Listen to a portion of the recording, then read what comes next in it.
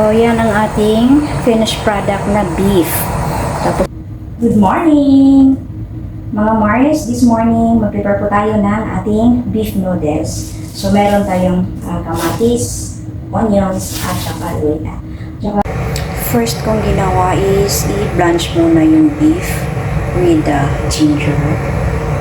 Ayan, pakuluan muna natin siya. So, ayan mga Mars, kailangan kasi natin i-blanch ang ating beef kasi tignan nyo yung mga dugo-dugo niya para mawala yung langsa. So, need natin i-blanch ang ating beef bago tayo mag-start ng loto. Hugasan with the running cold water. Okay.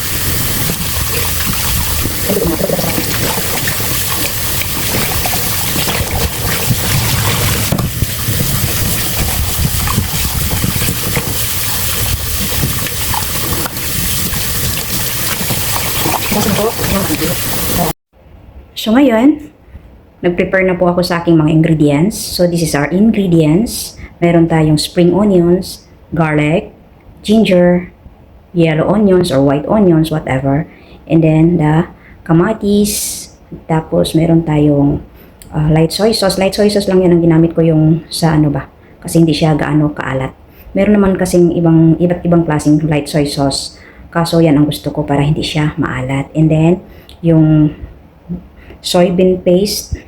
So, gagamitin ko yung dalawa. Yung isa maanghang, yung isa hindi naman siya maanghang.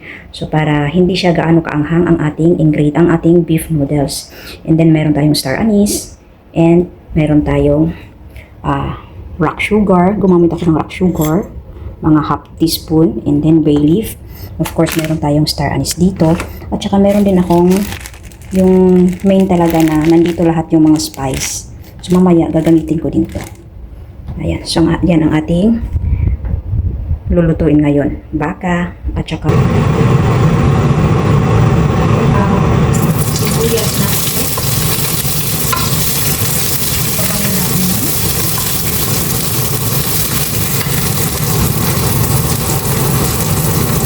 Medyo high tayo para hindi susunog.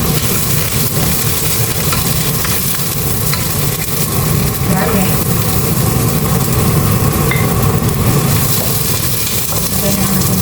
Ginger.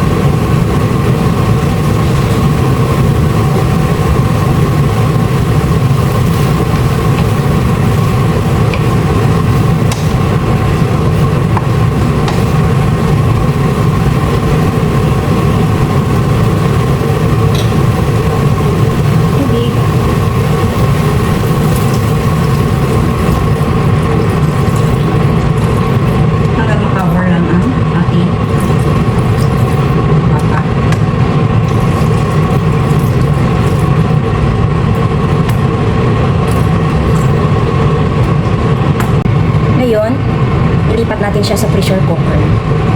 Medyo malaki ating pressure cooker. Wala kasi tayong ibang pressure cooker.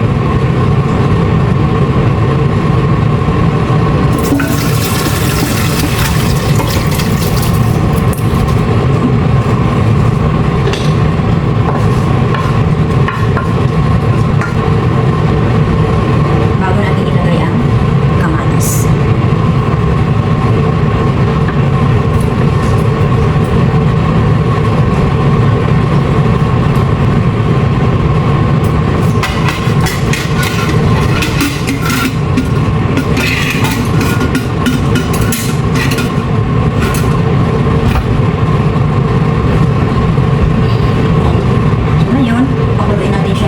Pakuloy natin siya ng 40 minutes.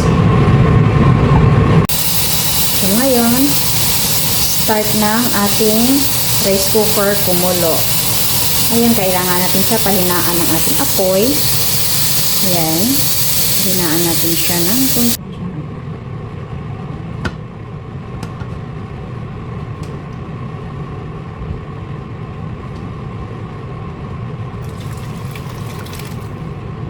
Yung pressure cooker kasi ginamit ko para lang siya lumambot. So, balik natin siya sa kumali para titignan yung lasa.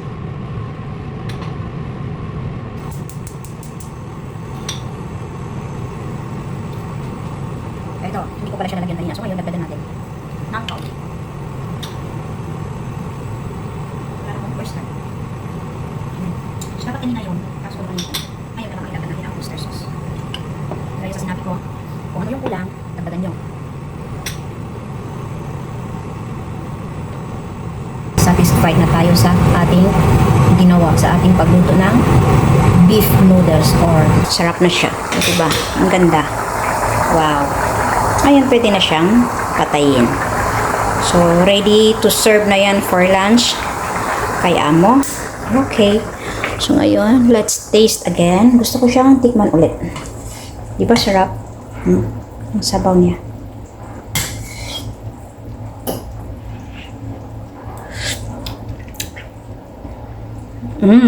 Sarap, malinamnam siya. Medyo kunting may kagat sa anghang. Hindi naman siya gaano kaanghang. Kakagat lang siya ng kunti sa dila. Wow, sarap. Thank you. Natin is kasi yung beef natin is tapos na. Kailangan na natin gumawa ng noodles. Magpakulo na tayo ng noodles.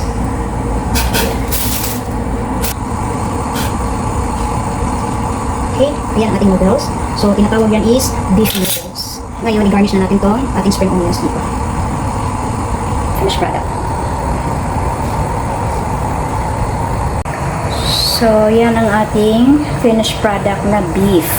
Tapos, ito yung noodles natin. Ito yung noodles natin. Ayan, kailangan natin pakuluan siya. Hindi gaanong lambot ha, yung tamang-tama lang talaga.